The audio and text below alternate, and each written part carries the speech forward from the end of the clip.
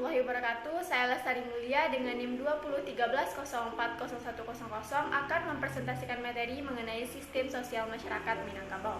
Masyarakat Minangkabau adalah masyarakat yang menarik garis kekerabatan kepada garis ibu. Nah, oleh sebab itu, susunan organisasi masyarakat Minangkabau berbasis suku dengan pengelompokan keluarga kepada garis keluarga ibu.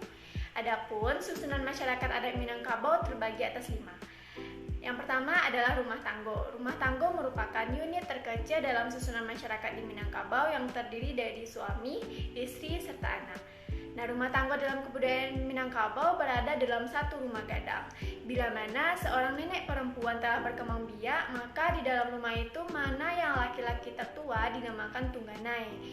Nah, tungganai atau biasanya disebut mama rumah itulah yang menjadi pemimpin di dalam rumah tanggo di dalam rumah gadang. Susunan masyarakat yang kedua yaitu adalah parui. Garis keturunan dan kelompok-kelompok masyarakat yang menjadi inti dari sistem kekerabatan matrilineal di Minangkabau disebut parui. Jika diindonesiakan secara harfiah, artinya adalah perut. Yang dimaksudkan parui di sini adalah satu keluarga besar family di mana semua anggotanya berasal dari satu perut. Nah, setiap anggota yang berasal dari satu parui inilah yang dinamakan saparui.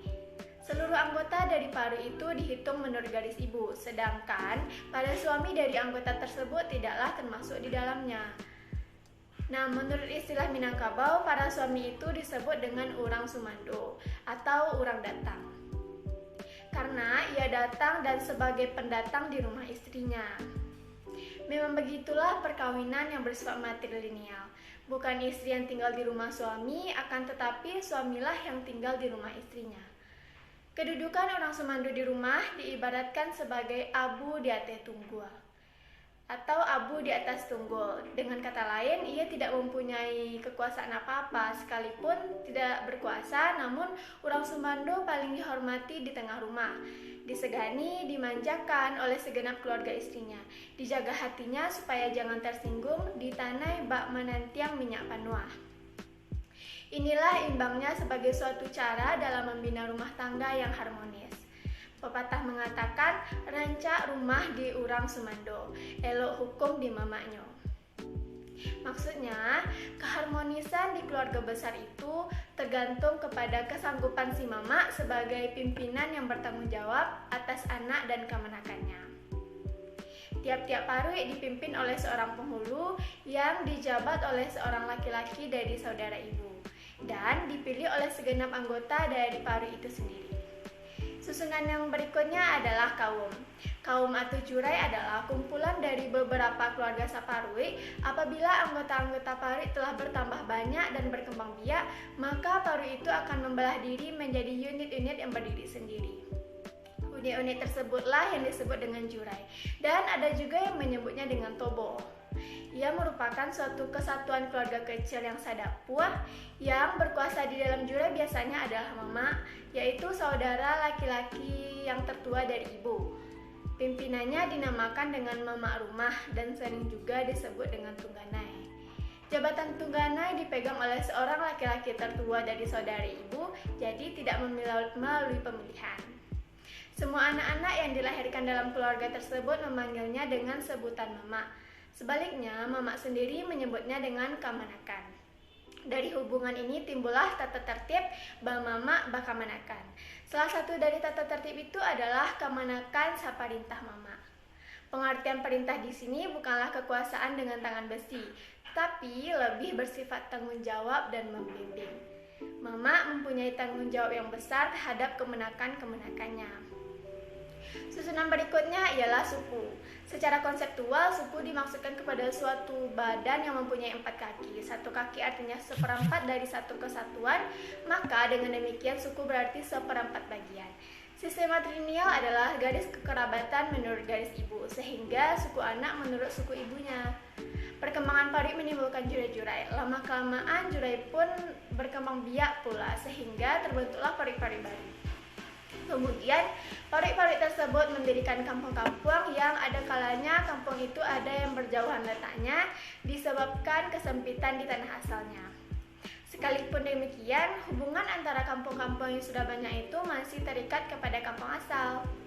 Nah, dalam Tamu Minangkabau disebutkan bahwa asal-muasal suku yang ada sekarang sekarang berasal dari 4 suku. Yang pertama suku Bodi, yang kedua suku Caniago, yang ketiga Koto, dan keempat suku Piliang. Perkembangan selanjutnya, suku didefinisikan sebagai satu kesatuan masyarakat di mana setiap anggota merasa badunsana dan seketurunan, serta mempunyai pertalian darah menurut garis ibu, jadi mengandung pengertian genealogis. Tidak boleh mengadakan hubungan perkawinan di antara mereka yang pertalian darah. Yang kelima adalah nagari. Berlainan dengan unit di atas, nagari adalah merupakan suatu masyarakat hukum. Nagari adalah gabungan dari beberapa buah suku minimal mempunyai 4 buah suku. Menurut hukum adat atau undang-undang nagari, ada 4 syarat untuk mendirikan sebuah nagari. Yang pertama, harus mempunyai sedikitnya 4 buah suku. Yang kedua, harus mempunyai balairung untuk bersidang. Yang ketiga, sebuah masjid untuk beribadah. Dan yang keempat, sebuah tepian tempat mandi. Setiap nagari mempunyai batas-batas tertentu yang ditetapkan atas dasar pemufakatan dengan para penghulu dan nagari-nagari bersebelahan. Batas itu ada kalanya ditentukan dengan batas-batas alam seperti sungai, sawah, tetapi ada juga yang diberi tanda yang dinamakan lantak pasupadan. Di samping itu, nagari juga mempunyai pemerintahan sendiri oleh Dewan Kekerabatan Adat Nagari yang anggotanya terdiri dari penghulu sebagai wakil parwi maupun suku. Dengan demikian, dapatlah dikatakan nagari pada hakikatnya adalah suatu pemerintah yang berbentuk republik otonom. Materi kedua, kepemimpinan dalam masyarakat.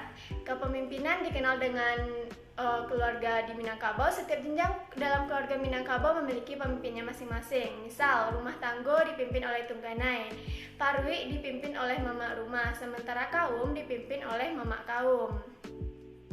Menurut pengertian di Minangkabau, keluarga adalah anggota sedarah karena berasal dari satu ibu atau saudara seperut atau kandung dari satu ninya atau keluarga sakaum dan karenanya mempunyai suku yang sama atau saudara sepesukuan. Untuk menggambarkan jauh dekat rapat renggang hubungan antara ikatan darah dari satu suku, orang Minangkabau mempunyai istilah keluarga sejengkal di samping kata-kata saudara kandung, sekaum, dan sepesukuan. Ikatan kekeluargaan berdasarkan hubungan darah dalam berbagai gradasi atau kandung, seperut, sekaum, sepesukuan mempunyai segi-segi positif di samping segi negatif. Orang Minangkabau tidak akan pernah hidup sebatang kara. Teoritis dimanapun orang Minangkabau berada akan selalu dapat dijumpai keluarga sekaum, sepesukuan atau belahan yang berkewajiban menampung anggota sekaum sepesukuan. Nah, demikian presentasi dari saya. Mohon maaf apabila ada kesalahan. Saya undur diri. Assalamualaikum warahmatullahi wabarakatuh.